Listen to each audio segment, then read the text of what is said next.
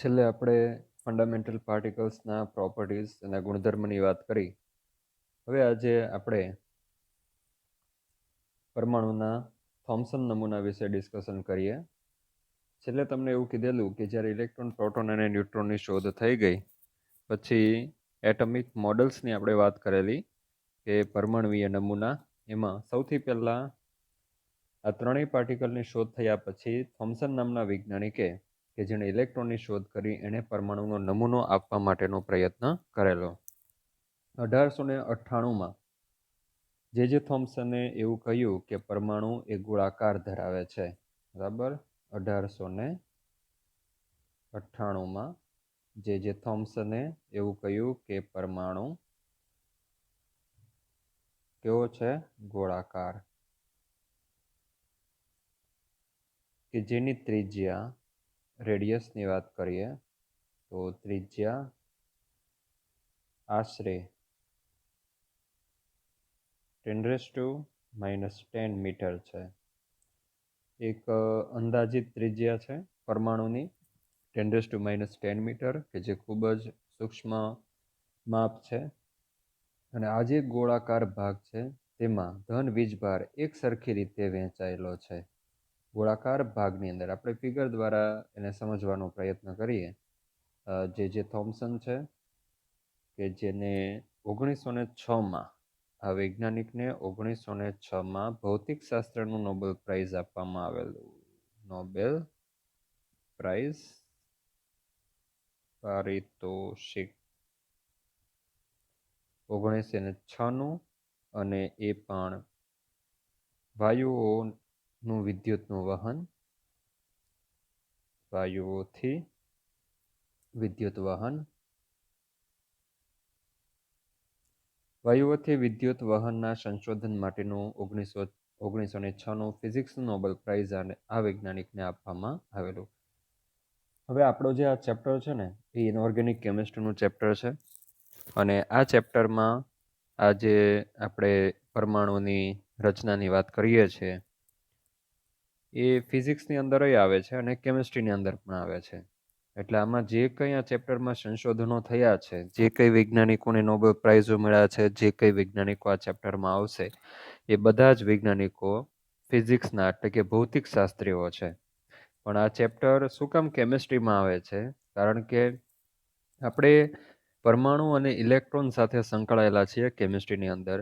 તો જ્યારે પણ, કારણ કે પરમાણુઓથી અણુની રચના થાય છે, અણુથી પદાર્થની રચના થાય છે. એટલે કોઈ પદાર્થને આપણે સમજવો હોય, કોઈ રસાયણને જો આપણે સમજવું હોય, એમની કેમિકલ રિએક્શન, એની લાક્ષણિકતા, એ જો બધું આપણે સ્ટડી કરવું હોય તો એ પદાર્થ કયા પરમાણુનો બનેલો છે અને એ પરમાણુને સમજવા માટે એ પરમાણુની અંદર કેટલા ઇલેક્ટ્રોન છે અને એ ઇલેક્ટ્રોન કઈ રીતે ગોઠવાયેલા છે એ આપણે જાણવું જરૂરી છે. તો આ જે ચેપ્ટર છે એક સમજો કે એક ફિઝિક્સનું જ ચેપ્ટર છે, કારણ કે આમાં કેમિકલ રિએક્શન જેવું ખાસ કંઈ આ ચેપ્ટરમાં આવતું નથી. કેમિસ્ટ્રીનું ચેપ્ટર એટલે આના પછીનું જે ચેપ્ટર છે ત્યાંથી ખરેખર કેમિસ્ટ્રી ચાલુ થાય છે. એટલે એક ફિઝિકલ કેમિસ્ટ્રીની વાત કરો આ ચેપ્ટરમાં તો પણ ચાલે, એક અકાર્બનિક રસાયણ વિજ્ઞાનનું ચેપ્ટર કહો તો પણ ચાલશે. એના પછી બાજુમાં જે સાયન્ટિસ્ટ છે એ અર્નેસ્ટ રુથરફોર્ડ છે. હવે જે થોમ્સન જે પરમાણુનું મોડલ આપે છે એ પરમાણુનું મોડલ ધારણા આધારિત હતું, એ સાચું નહોતું, એમાં ઘણી બધી મર્યાદાઓ હતી. તો રુથરફોર્ડ છે એ સોનાના વરખનો પ્રયોગ કરીને જે થોમ્સનના મોડલને ખોટું સાબિત કરે છે. અને આ રુથરફોર્ડ એ પરમાણુના ન્યુક્લિયસની શોધનો પિતા કહેવામાં આવે છે. તો આપણે ખ્યાલ છે કે આ પરમાણુ હોય ને પરમાણુની અંદર સેન્ટરનો જે ભાગ છે એને ન્યુક્લિયસ, એને કેન્દ્ર કહેવામાં આવે છે. કેન્દ્રની અંદર પ્રોટોન અને ન્યુટ્રોન હોય છે. બરાબર. પ્રોટોન અને ન્યુટ્રોન. અને એક્સ્ટ્રા ન્યુક્લિયર પાર્ટ ઓફ એટમની અંદર ઇલેક્ટ્રોન જોવા મળે છે. એટમ છે ને એ બે પાર્ટની અંદર એને ક્લાસિફાઈ કરી શકીએ. There are two parts of atom. First part is the center part of atom. This is called nucleus. And another part is, this part is extra nuclear part of an atom, કે which contain અથવા તો કે જે electron ધરાવતા હોય છે. તો આ જે કેન્દ્ર છે એ કેન્દ્રની શોધ કોણે કરેલી? કેન્દ્ર વિશે જે કંઈ ઇન્ફોર્મેશન આપણને આપી છે કે કેન્દ્ર એ અતિ સૂક્ષ્મ હોય છે પરમાણુના સાઇઝની સાપેક્ષે, એમાં પ્રોટોન જેવા પોઝિટિવ ચાર્જ પાર્ટિકલ હોય છે, એની વાત રુથરફોર્ડે પ્રયોગ કરીને કરેલી. એટલે પ્રયોગ જે છે ને એક સારામાં સારું પ્રૂફ છે. એટલે આ રીતે પરમાણુને ત્યાર પછી સ્વીકારવામાં આવેલો. હવે જે થોમ્સને શું કીધું કે પરમાણુ કયા ટાઈપનો હોય, તો એના માટે આપણે આગળ જોઈએ. હમણાં તમને વાત કરીએ મુજબ કે જે થોમ્સન એવું કહે છે કે પરમાણુ કેવો હોય છે, ગોળાકાર હોય છે. અને સેકન્ડ જે સ્ટેટમેન્ટ છે એમાં એવું કહે છે કે પરમાણુની અંદર ધન વીજભાર એક સરખી રીતે બધે જ વહેંચાયેલો હોય છે. તો તમે જોઈ શકો અહીંયા લખ્યું છે થોમ્સન્સ એટમિક મોડલ. ઓકે, એમાં ફર્સ્ટ છે એટમ મોડલ, અને એમાં એવું કહે છે કે આપણને ખ્યાલ છે કે ભાઈ આ જે એટમિક મોડલ છે ને એ ખરેખર ખોટું મોડલ છે. આપણે તો એવું જાણીએ છીએ કે સેન્ટરનો ભાગ ધન વીજભારિત, પ્રોટોન સેન્ટરના ભાગમાં હોય, કેન્દ્રમાં હોય, અને ઇલેક્ટ્રોન કેન્દ્રની બહાર હોય. પણ તમે આ મોડલ જુઓ ને તો તમને ખ્યાલ આવશે. એવું કહે છે કે જે ધન વીજભારિત આ જે છે ને એ પ્રોટોન છે. તો પહેલું જે સ્ટેટમેન્ટ છે કે પરમાણુ ગોળાકાર છે, તો ગોળાકાર તો આપણને દેખાય જ છે. અને પછી શું કહે છે કે જેમાં ધન વીજભાર એક સરખી રીતે બધે જ વહેંચાયેલો હોય છે. તો તમે જોઈ શકો કે આ પ્રોટોન છે કે જે ધન વીજભારિત પ્રોટોન આખા પરમાણુમાં બધે જ એક સરખી રીતે વહેંચાયેલો હોય છે. અને ઇલેક્ટ્રોન તેમાં એવી રીતે ગોઠવાઈ ગયા હોય છે કે જેથી સૌથી વધુ સ્થાયી સ્થિર રચના આપણને મળે, એક વિદ્યુતીય રચના આપણને એકદમ સ્ટેબલ રચના મળે. એ એવું કહે છે કે ગોળાકાર છે, એમાં ધન વીજભારિત પાર્ટિકલ આખા ગોળાની અંદર એક સરખી રીતે વહેંચાઈ ગયા છે. અને એ પોઝિટિવ ચાર્જ પાર્ટિકલની વચ્ચે વચ્ચે આપણને આ શું છે, ઇલેક્ટ્રોન. તો આ જે ઇલેક્ટ્રોન છે તમે માઇનસ ચાર્જ નહીં કરો તો પણ ચાલશે, ખાલી ઈ પણ બતાવશો એટલે ખ્યાલ આવી જશે ઇલેક્ટ્રોન છે. અને આ છે પ્રોટોન. તો ધન વીજભારિત પાર્ટિકલની વચ્ચે ઇલેક્ટ્રોન પણ એવી જ રીતે આખા ગોળાની અંદર વિખેરાયેલા હોય છે. અને સૌથી વધુ સ્થાયી સ્થિર વિદ્યુતીય રચના આપે છે. સ્થિર વિદ્યુતીય રચના, સ્થિર વિદ્યુતીય રચના. અને એમ કે છે કે આ એક તટસ્થ રચના છે. આ પરમાણુ કેવો છે, પરમાણુ કેવો છે, તટસ્થ છે. વિદ્યુતીય રચના છે એ સ્ટેબલ છે, મતલબમાં આમાં કોઈ અનસ્ટેબિલિટી જોવા મળતી નથી, કોઈ અસ્થિરતા જોવા મળતી નથી. હવે આ નમૂનાને ઘણા જુદા જુદા નામ પણ આપવામાં આવેલા છે. એક છે પ્લમ પુડિંગ, રાઇઝન પુડિંગ, અથવા તો વોટરમેલન એટલે કે તરબૂચ નમૂનો. તો બાજુમાં તમે જોઈ શકો વોટરમેલન નમૂનો આપેલો છે, બરાબર. તો આ જે નમૂનો છે જે થોમ્સનનો આ નમૂનો, એને જુદા જુદા નામ પણ આપવામાં આવેલા છે. એક કમ્પેરિઝન છે. શું છે, કમ્પેરિઝન. ઓકે, તો કમ્પેરિઝન શું કામ? તો આ જે નમૂનો છે જે થોમ્સનનો, એને કમ્પેર કરવામાં આવ્યો છે તરબૂચ સાથે, કારણ કે તરબૂચને મળતો આવે છે. કઈ રીતે?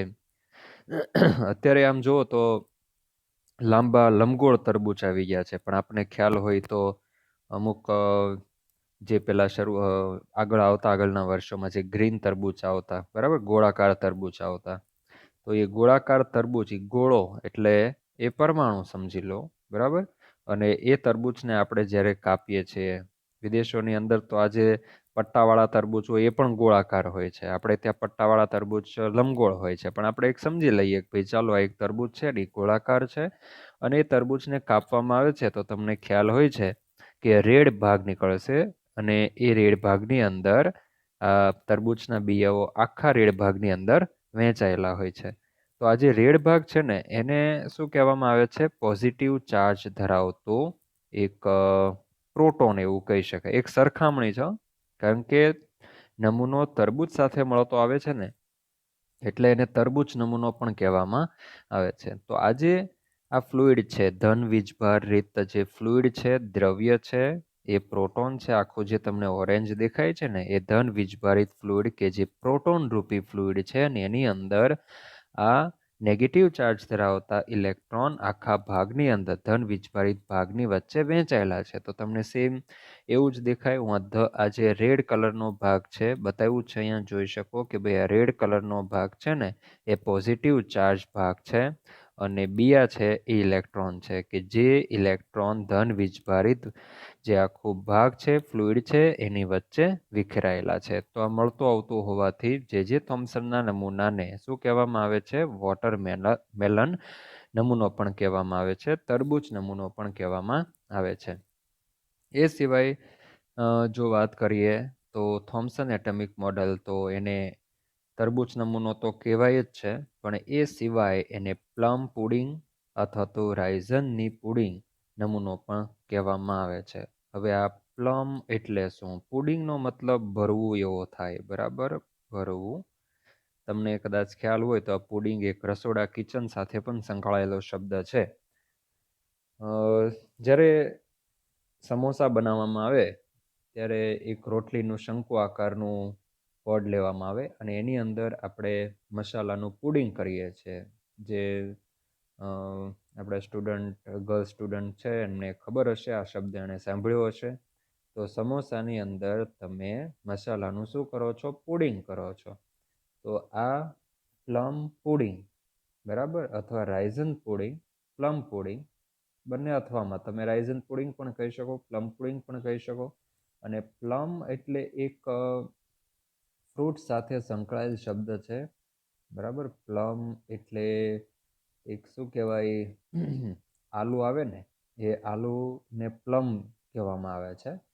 અથવા એટલે એક ચોક્કસ એવું નહીં કે આલુને જ, પણ એ ટાઈપના જે ફ્રૂટ છે, આલુ સુકાઈ જાય ત્યારે નાનું થઈ જતું હોય છે, તો એ આલુ સુકાઈ જાય ત્યારે એને આપણે ડ્રાય ફ્રૂટ્સની અંદર એને આપણે ઇન્ક્લુડ કરીએ છીએ. તો એવી જ રીતે કાજુ છે, દ્રાક્ષ છે, તો આ જે બધા શું કહેવાય ડ્રાય ફ્રૂટો છે, એ ડ્રાય ફ્રૂટને જ્યારે તમે કોઈની અંદર મસાલાની અંદર ભરો છો ત્યારે પ્લમ પુડિંગ કર્યું છે એમ કહેવાય. તો માની લઈએ કે આપણે એક ગોળાકાર ભાગ છે એની અંદર મસાલા જેવું છે ને એની અંદર આ તમને દેખાય છે આ જે વસ્તુ છે ને એને પ્લમ કહેવામાં આવે છે. આ કોઈ ડ્રાય ફ્રૂટ જેવું હોઈ શકે, આ બદામ કે કાજુ કે ભાઈ દ્રાક્ષ કે એવું કંઈ હોઈ શકે. તો આ જે છે ને એ શું છે? પ્લમ છે. ખ્યાલ આવશે? આ છે પ્લમ છે. અને પુડિંગ કરવું તો એને એક ગોળાની અંદર મસાલાની અંદર ભરવું. આ જે ભાગ છે એ કોઈ મસાલો છે એવું સમજો, અને એ કેવા ચાર્જ વાળો ગણવામાં આવે છે? આ એક કલ્પના છે, કલ્પના છે, બાકી મસાલો કંઈ ધન વીજભરિત હોય એવું બધું કંઈ હોતું નથી. તો અહીંયા આ મસાલો છે એક માની લો કે બટાકાનો મસાલો છે અને એ પોઝિટિવ ચાર્જ ધરાવે છે, અને આ જે કંઈ ડ્રાય ફ્રૂટ્સ આપણે નાખ્યા છે જેને આપણે પ્લમ કહીએ છીએ, બરાબર, એ એક નેગેટિવ ચાર્જ ધરાવે છે. તો આને આપણે શું કહીએ કે કંઈક નેગેટિવ ચાર્જ ધરાવતા dry fruits. Okay, negative charge ધરાવતા ડ્રાય ફ્રૂટ. અને આ રીતે આખો મસાલો આપણે ગોળાકાર ભાગની અંદર ભરી દઈએ તો આખો જે ગોળો છે એને આપણે પરમાણુ સાથે કમ્પેર કરીએ. બટાકાવાળો જે ભાગ છે એને આપણે ધન વીજભારિત એટલે કે પ્રોટોન જેવું ફ્લુઇડ, બરાબર, પ્રોટોન જેવું ફ્લુઇડ તરીકે આપણે એને લઈએ. અને એની અંદર જે આ ડ્રાય ફ્રૂટ્સ વિખેરાઈ ગયેલા છે એને આપણે ઇલેક્ટ્રોન તરીકે લઈ લઈએ, બરાબર, ઇલેક્ટ્રોન તરીકે, અને આ પ્રોટોન તરીકે, બરાબર. તો આ જે વસ્તુ છે એ સેમ આમ તો જુઓ તો તરબૂચ સાથે જ મળતું આવે છે, પણ એક અલગ અલગ નામ આપેલા છે મોડલના.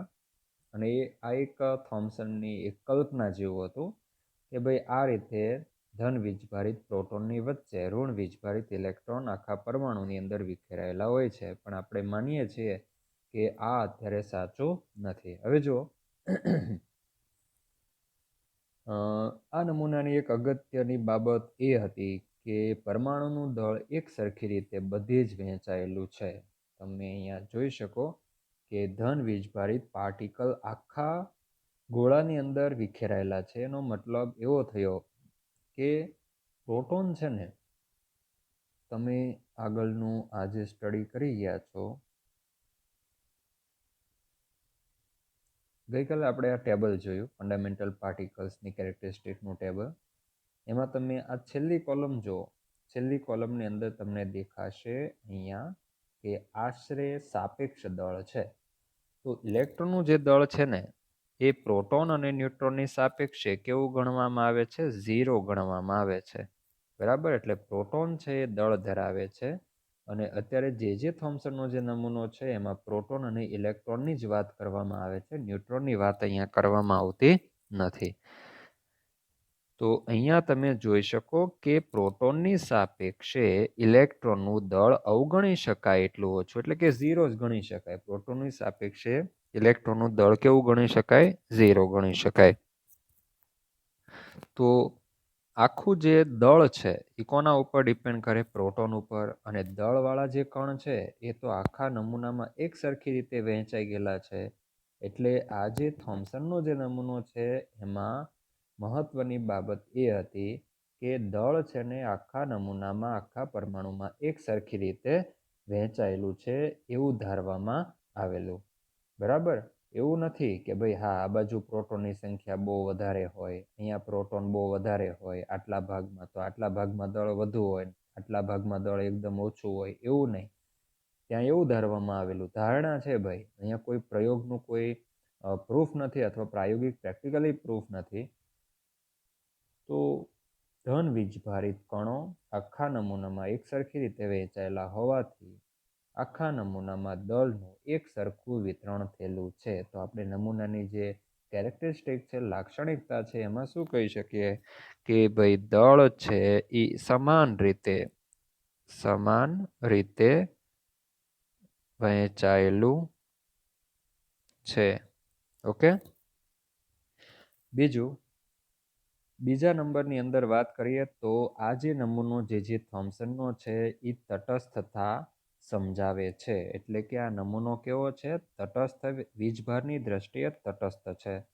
શું કામ તટસ્થ છે? તો જે થોમ્સન એવું કહે છે કે આમાં જેટલા ધન વીજભારિત પ્રોટોન હોય છે એટલા જ ઋણ વીજભારિત ઇલેક્ટ્રોન પણ હોય છે. માની લો કે આમાં 10 પ્રોટોન હોય તો 10 સામે શું હોય છે? ઇલેક્ટ્રોન હોય છે. મતલબ કે પ્રોટોનનો જે વીજભાર છે આપણે જાણીએ છીએ કે -1, સાપેક્ષ વીજભારની વાત કરીએ, પ્રોટોનનો +1 હોય તો ઇલેક્ટ્રોનનો -1 હોય. તો આ બંનેને લગાવો તો શું થઈ જાય? 0 થઈ જશે. મતલબ કે જે થોમ્સનનો પરમાણુ નમૂનો વીજભારની દ્રષ્ટિએ કેવો છે? તટસ્થ છે. ઓકે, હવે જે થોમ્સનને, આ વૈજ્ઞાનિકને હમણાં તમને કીધું એ મુજબ કે 1906માં નોબેલ પ્રાઇઝ આપવામાં આવેલું. આ નોબેલ પ્રાઇઝ એને જે થોમ્સનનો પરમાણુ નમૂનો આપવા માટે નોબેલ પ્રાઇઝ આપવામાં નથી આવ્યું. ખાસ ધ્યાનમાં રાખવાનું છે, કારણ કે આ નમૂનો તો પાછળથી કેવો સાબિત થાય છે? ખોટો સાબિત થાય છે. કારણ કે આપણે અત્યારે જાણીએ છીએ કે પ્રોટોન તો કેન્દ્રમાં આવેલા હોય છે, આવી રીતે વિખેરાયેલા હોતા નથી. તો આવું જે ખોટું સંશોધન હોય, ધારણા ઉપર હોય, તો એમાં કંઈ નોબેલ પ્રાઇઝ મળે નહીં. પણ જે થોમ્સને વાયુઓનું વિદ્યુત વહનની વાત કરેલી, અને એ આપણા સિલેબસમાં અત્યારે નથી, આગળ તમે કોલેજોની અંદર ભણશો ત્યાં આવશે. તો આજે વાયુઓના વિદ્યુત વહનની વાત કરેલી, એના બેઝડ ઉપર એને ફિઝિક્સનું 1906માં નોબેલ પ્રાઇઝ આપવામાં આવેલું. હવે તમે કદાચ જાણતા તો હશો જ નોબેલ પ્રાઇઝ એટલે શું. તો નોબેલ પ્રાઇઝ એ કેટલા ફિલ્ડની અંદર મળે છે, અને નોબેલ પ્રાઇઝ આપવાની શરૂઆત 1901થી થયેલી. બરાબર, ઘણી વાર કોમ્પિટિટિવ એક્ઝામમાં, એટલે કે કઈ કોમ્પિટિટિવ, આપણી JEE નીટ નહીં પણ જે GPSCની UPSCની એક્ઝામો હોય છે ને એની અંદર આવા બધા પ્રશ્નો પૂછાતા હોય છે.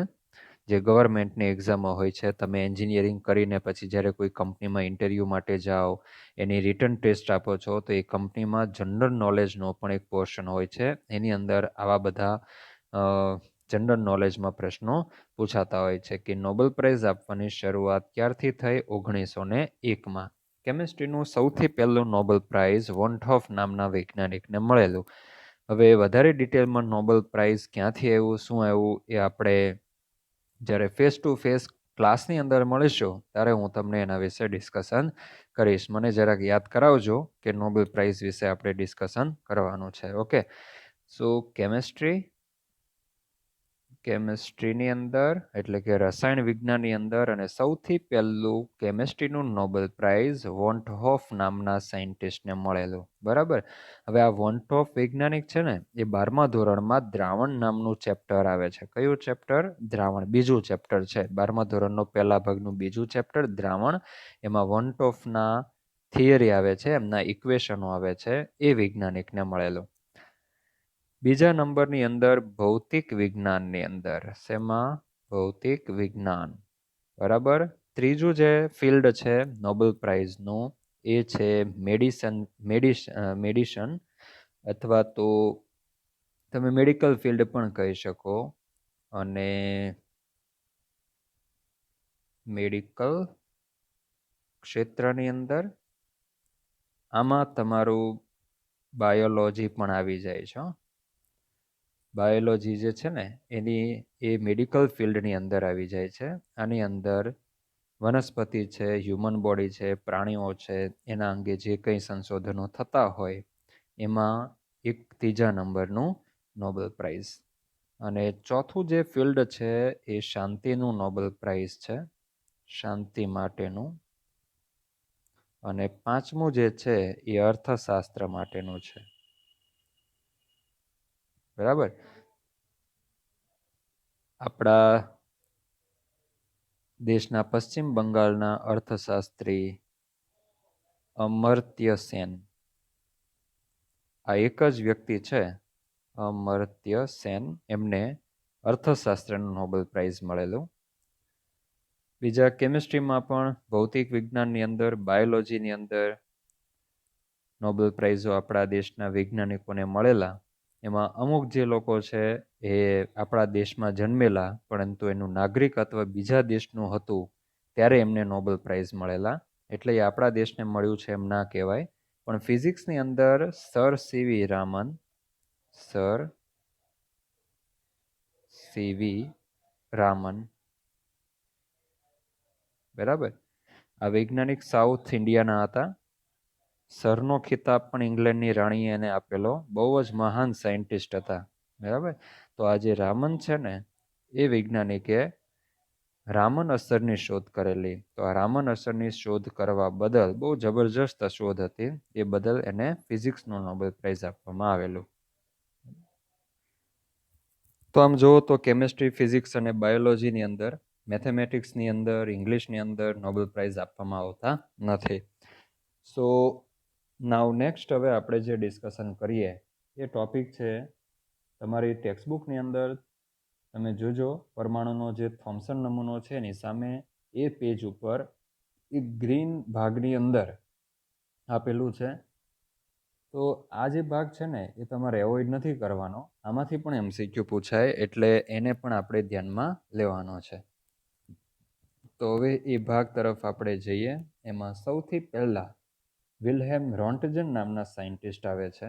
તો આ જે વૈજ્ઞાનિક છે રોન્ટજન છે કે જેણે એક્સરેની શોધ કરેલી. તમને ખ્યાલ છે એક્સરેનું અત્યારે મેડિકલ ક્ષેત્રની અંદર કેટલું મહત્ત્વ છે.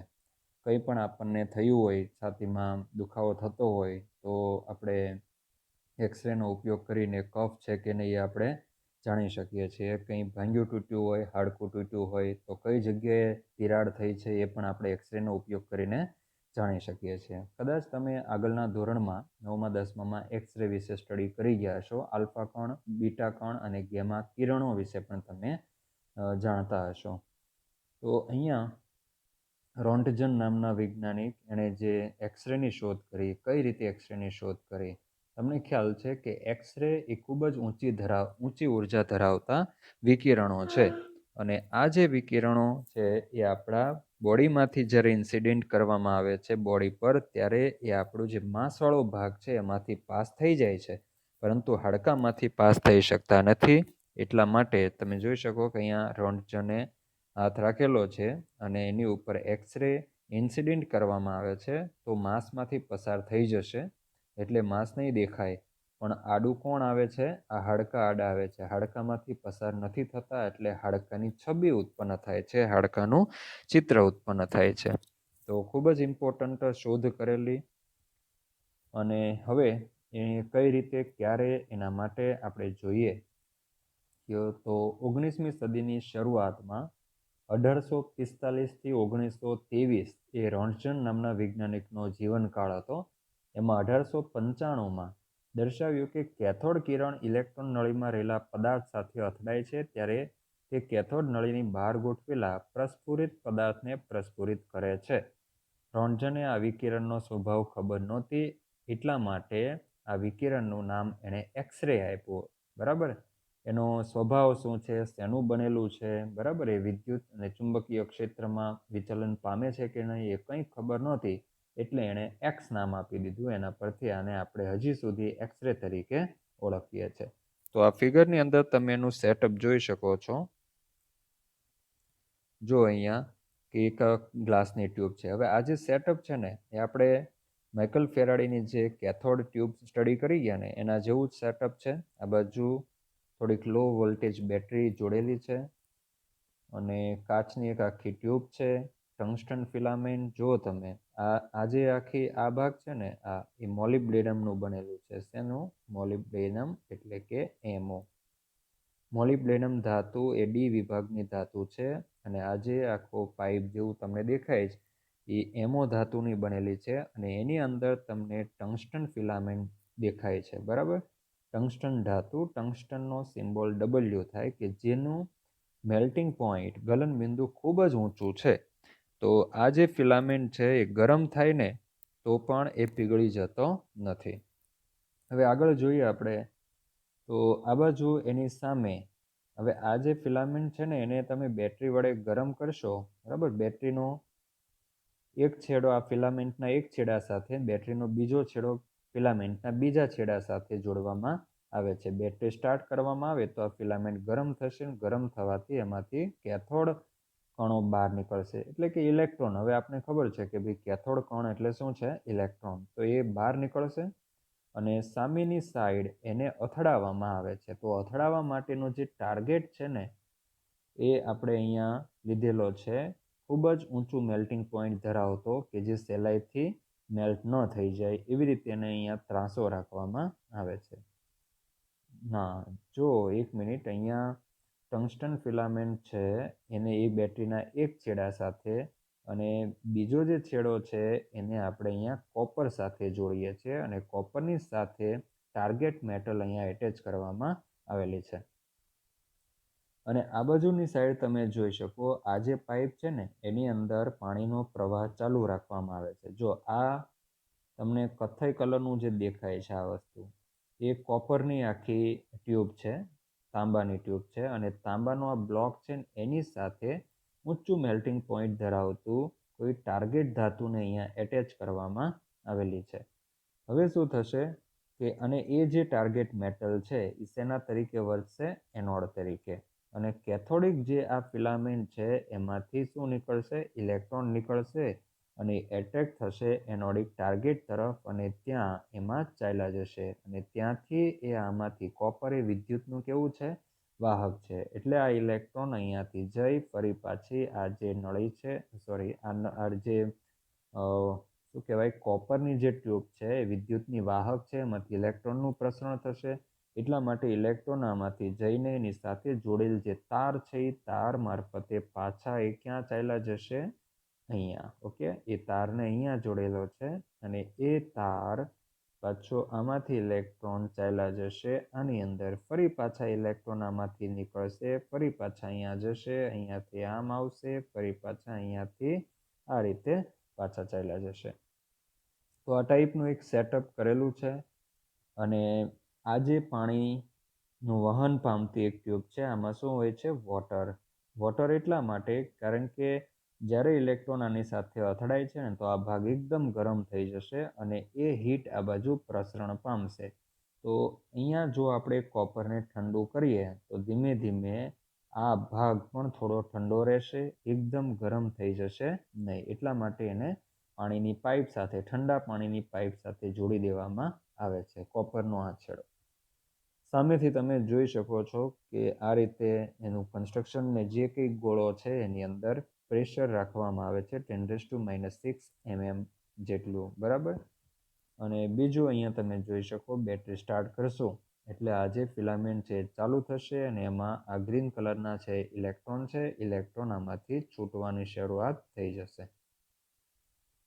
હવે આગળ જોઈએ તો આ ઇલેક્ટ્રોન ટાર્ગેટ જે મેટલ છે એ ટાર્ગેટ મેટલ સાથે એટેક કરશે અને ટાર્ગેટ મેટલ શેની બનેલી છે તો મોલિબ્ડેનમ ધાતુની બનેલી છે. આ શેનું છે તો આ કોપર ધાતુનું બનેલું છે. તો કોપરના બ્લોક સાથે મોલિબ્ડેનમ ધાતુનું એક જે પીસ છે એ ચિપકાવવામાં આવેલો છે. આમાંથી ઇલેક્ટ્રોન સીધા એક કેન્દ્ર ઉપર કેન્દ્રિત થશે. એટ્રેક પણ થશે કારણ કે આ ધાતુ એનોડ તરીકે વર્તે છે અને આ જે છે ફિલામેન્ટ એ પોતે કેથોડ તરીકે વર્તે છે. હવે આની અંદર તમે જોઈ શકો એક પોઈન્ટ ઉપર જ્યારે અથડાય છે ઇલેક્ટ્રોન ત્યારે આ ભાગ મોલિબ્ડેનમ ગરમ થશે. જો તમે જેવી તેવી મેટલ અહીંયા યુઝ કરી હોય ને તો એ મેલ્ટ થઈ જશે. મેલ્ટ થઈને એના ટીપા પડવાનું ચાલુ થઈ જશે. તો આપણે પ્રયોગને કન્ટિન્યુ રાખી શકતા નથી. એટલા માટે ઊંચું ગલનબિંદુ ધરાવતી મોલિબ્ડેનમ ધાતુનો ઉપયોગ કરવામાં આવે છે. અને એની જે હીટ છે એને ઠંડુ રાખવા માટે કોપર સાથે જોડી દીધું અને કોપરને કોની સાથે જોડી દીધું? કોપર એ સારું વિદ્યુતનું અને ઉષ્માનું વાહક છે. તો અહીંયા તમે જોઈ શકો જો અહીંયા પાણી આ ટ્યુબની અંદર તમને પાણી જોવા મળે છે. સતત ઠંડા પાણીનો પ્રવાહ ચાલુ રાખીને આ ભાગને ઠંડો રાખવાનો પ્રયત્ન કરવામાં આવે છે કે જેથી આ મોલિબ્ડેનમ ધાતુ વધુ ગરમ થઈ ન જાય, બરાબર, મેલ્ટ ન થઈ જાય. ત્યાર પછી આગળ જઈએ તો જ્યારે આ ઇલેક્ટ્રોન કે જેને આપણે કેથોડ કણ પણ કહી શકીએ છીએ, આ ઇલેક્ટ્રોન જે ટાર્ગેટ મેટલ ઉપર આ પોઈન્ટે જ્યાં અથડાય છે ત્યાંથી એક અનનોન કિરણો છૂટા પડે છે. આ જે અનનોન કિરણો છે એને રોન્ટજને ખબર નહોતી આની લાક્ષણિકતા શું છે, શેના બનેલા છે, એટલા માટે રોન્ટજને એનું નામ શું આપી દીધું? એક્સરે આપી દીધું. તમારી બુકમાં જે થોમ્સનનો જે નમૂનો છે એની સામે એ પેજ પર હાફ પેજ ઉપર ગ્રીન જે ભાગ છે એની અંદર લખાણ આપેલું છે. પહેલા પેરેગ્રાફની અંદર આના વિશે આપ્યું છે, પણ તમે અહીંયા પ્રેક્ટિકલી આખી વસ્તુ જોઈ ગયા છો તો તમને હવે સારી રીતે આમાં સમજ પડી જશે, બરાબર. હવે જો કે આજે ત્યાર પછી એવો ખ્યાલ આવ્યો કે આ એક્સરે છે ને ક્ષકિરણ એને ગુજરાતીમાં કહેવાય, ક્ષકિરણ વિદ્યુતીય અને ચુંબકીય ક્ષેત્રમાં વિચલન પામતા નથી. જો અહીંયા આપણે કેરેક્ટરિસ્ટિક અહીંયા લખી દઈએ કે વિદ્યુત અને ચુંબકીય ક્ષેત્રમાં વિચલન પામતા નથી. એક્સરેનું વિદ્યુત અને ચુંબકીય ક્ષેત્રમાં કોઈ જ ફેરફાર નથી થતો, એઝ ઇટ ઇઝ ચાલ્યા જશે. અહીંયા આપણે જોઈએ ને તો જો હું અહીંયા વિદ્યુત ક્ષેત્ર મૂકી દઉં ને, આ પ્લસ અને આ માઇનસ, જો હું આ મૂકી દઉં તો આ એક્સરે એઝ ઇટ ઇઝ સીધે સીધું જ જશે, કોઈ વિચલન નહીં થાય. અથવા તો જો હું આની જગ્યાએ કોઈ ચુંબક મૂકી દઉં, બરાબર, અહીંયા એન ધ્રુવ આ બાજુ એસ ધ્રુવ લગાવી દઉં તો પણ કોઈ વિચલન થતું નથી.